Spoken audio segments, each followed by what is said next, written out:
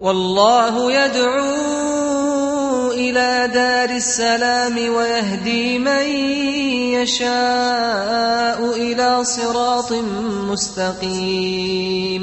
Brother Sayyid from the United Arab Emirates, he said, I went with a certain group called Jamaah Tableegh. I went to spend several days out with them in different mosques, calling to Allah. Spent 10 days once and 3 days another time. I really felt good while doing this, giving da'wah to people, calling them to Allah subhanahu wa ta'ala. He said, recently I've been told by a friend of mine that this is not from the Sunnah, this is not from what the Salaf Salah did, this is not from something the Prophet ﷺ did. What do I do? I'm confused. How do I go about to carrying on my tasks? First of all, brothers and sisters, this ummah, the ummah of Prophet Muhammad sallallahu alaihi wasallam, is a praiseworthy ummah, and it was praised in the Quran. Why? Allah subhanahu wa ta'ala explained the reason. He said, you are indeed the best ummah sent to mankind. كنتم خير أمة أخرجت للناس. Why? He began by saying, تأمرون بالمعروف وتنهون عن المنكر وتؤمنون بالله. To emphasize on the importance of giving da'wah. You enjoin what's right and you forbid what's evil. What's da'wah? Da'wah is all about enjoining what's right and forbidding what's evil. Al-amru bil-ma'ruf wa nahy al-munkar. And by the way, a da'wah is an issue which is mandatory on every single Muslim, male or a female. There is no distinction between a scholar and an ordinary person. Everybody must give da'wah, everyone according to their capacity and according to their limit of knowledge and how much they have access to give da'wah. But the Nabi sallallahu alaihi wasallam said in 2 ahadith, which these 2 ahadith do not exempt anyone from giving da'wah.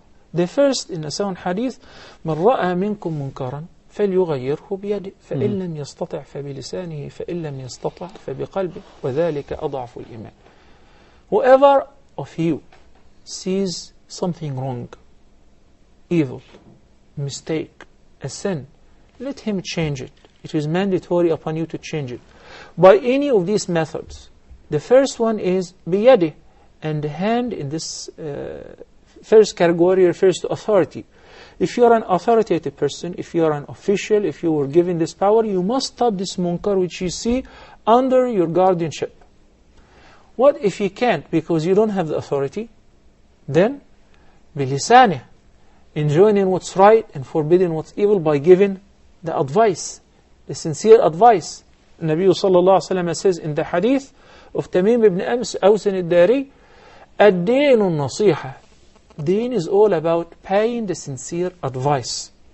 Then the third, that if you don't have the power of giving a lecture or preaching, of enjoining, or you're afraid that if you say anything goes to harm greater than the munkar itself, then the Nabi sallallahu alaihi wasallam said in the last category, something that did not leave anyone that could be exempted from giving da'wah, by saying فَبِقَلْبِهِ وَذَلِكَ أَضْعَفُ الْإِيمَانِ, by condemning the munkar by your heart, by wishing that the Muslim state will prosper and the salah will be offered on time and people will deal in halal transaction by your heart. If you can neither change it or give da'wah by the hand or by the authority or via speaking about it, then at least by your heart.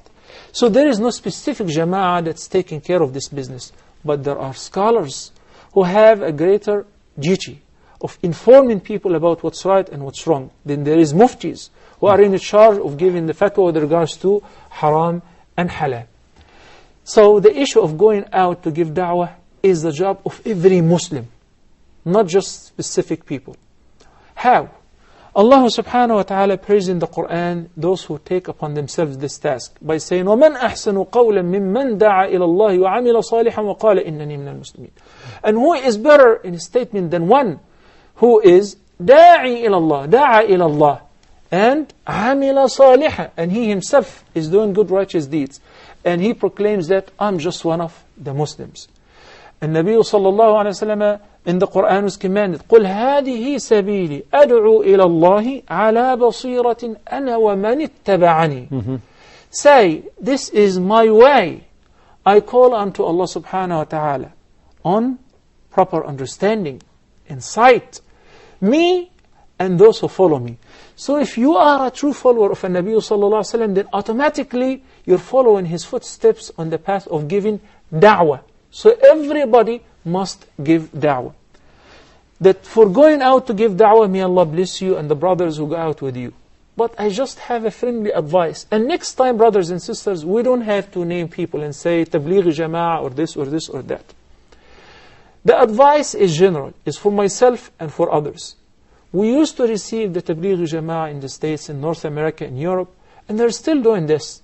So whenever they come, many of them speak to their Amir, that you can always come and you can always go and visit people, but with the Islamic etiquette, such as there is nothing that is called that you have to go out every month for 3 days, or 40 days per life, or 4 months per year. And Nabi sallallahu alaihi wasallam did not state that at all. And your conclusion of some verses or some understanding of the hadith is not a strong reference to mandate the 3 or the 40 or the 4 based on these references. So you can always give da'wah whenever. And if people are going out, traveling to another locality or another community to give da'wah, that's perfectly fine, as long as we're not making any innovation. This is number one.